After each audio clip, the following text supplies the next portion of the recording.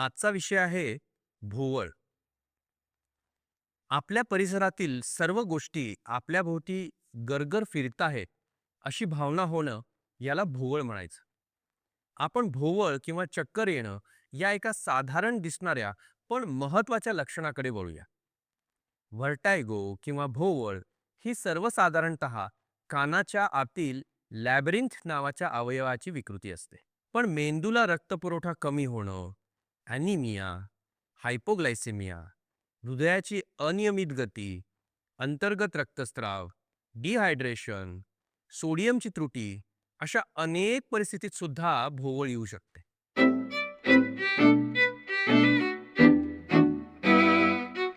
ही एक अस्वस्थ करणारी परिस्थिती असते आणि बहुधा असं घडलं तर उलटी आणि मळमळ होते. वेगानं होणारा प्रवास, बोटीतून प्रवास किंवा जत्रेतील पाळण्यात बसल्यामुळे होणारा त्रास हे याच प्रकारात मोडतात.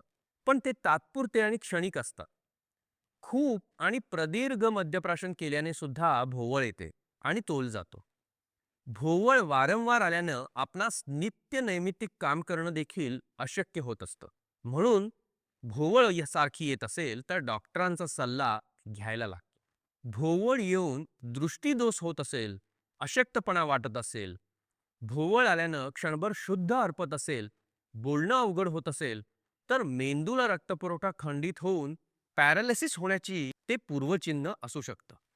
आम्ही याला TIA म्हणजेच ट्रान्झिएंट इस्केमिक अटॅक असं सुद्धा म्हणतो. उपचारास उशीर झाल्यास पेशंटला अर्धांगवायू होण्याची शक्यता असते. म्हणून तातडीने डॉक्टरांचा सल्ला घेणं हे नेहमीच शहाणपणाचं ठरतं. भोवळ येणं, बहिरेपणा, कानात आवाज येणं आणि विशेषतः डोकं हलवल्यास, मान वळवल्यास किंवा शरीराची स्थिती झटकन बदलल्यास भोवळ आली तर याला मिनीप्टियस सिंड्रोम या कानाच्या आजाराची शक्यता असते असं म्हणतात. अशा व्यक्तीने उंच चढू जाऊन खोल दरीत पाहू नये, नाहीतर तोल जाण्याची शक्यता असते. वाहन अथवा यंत्रावर काम करू नये.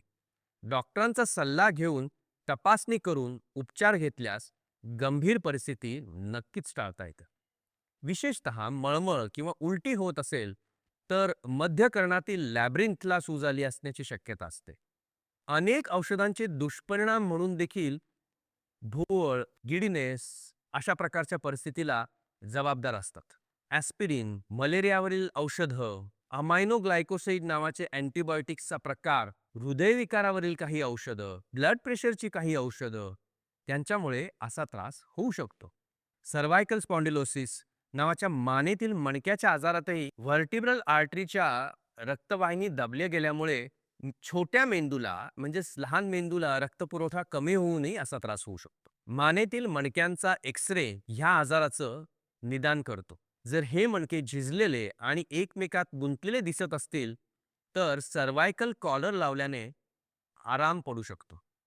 हृदयाच्या आकुंचनात अनियमितता असणं, हृदयाच्या स्नायूंमध्ये अनियमितता असणं, हृदयांच्या स्नायूंची विकृती असणं ही सुद्धा भोवळ येण्याची कारणं असू शकतात. याशिवाय एखादा गंभीर अपघात किंवा भयावह दृश्य, प्रेग्नन्सी, ॲनिमिया या परिस्थितीत सुद्धा भोवळ येते. जवळच्या नातेवाईकांची मृत्यू वार्ता, अपयश, अमर्याद कष्ट यामुळे भोवळ आल्यास शांतपणे आडवं पडून राहिल्यास फरक पडतो. औषधं आणि गोळ्या तज्ज्ञ डॉक्टरांच्या सल्ल्याने घेतल्यास भोवळ वेळीच आटोक्यात येऊ शकते. भोवळ येत असेल तर घाबरून जाण्यापेक्षा तज्ज्ञ डॉक्टरांकडून तपासण्या करून घेऊन सुयोग्य उपचार घेणं हेच सुज्ञ माणसाचं लक्षण आहे. भोवळ येणं हे सर्वसाधारण लक्षण असलं तरी कधी-कधी ते गंभीर विकृतीचं पूर्वचिन्ह असल्यामुळे ज्या व्यक्तीस वारंवार भोवळ येते आहे, त्यांनी तज्ज्ञ डॉक्टरांचा सल्ला घेऊन आपल्या तब्येतीची व्यवस्थित तपासणी करायला हवी.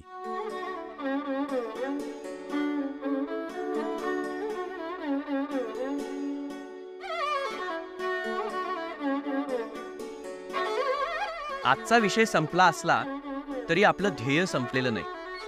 आरोग्याविषयीची संपूर्ण माहिती आणि मार्गदर्शन आपण यापुढील ऑडिओ व्हिडिओतही असंच चालू ठेवू. ह्या पुस्तकाची पूर्ण लिंक सोबत शेअर करत आहोत. तुम्हाला हा प्रयत्न आवडला असेल तर याची लिंक शेअर करा, सबस्क्राईब करा आणि निरोगी आयुष्याची तुमची वाटचाल अशीच कायम चालू ठेवा.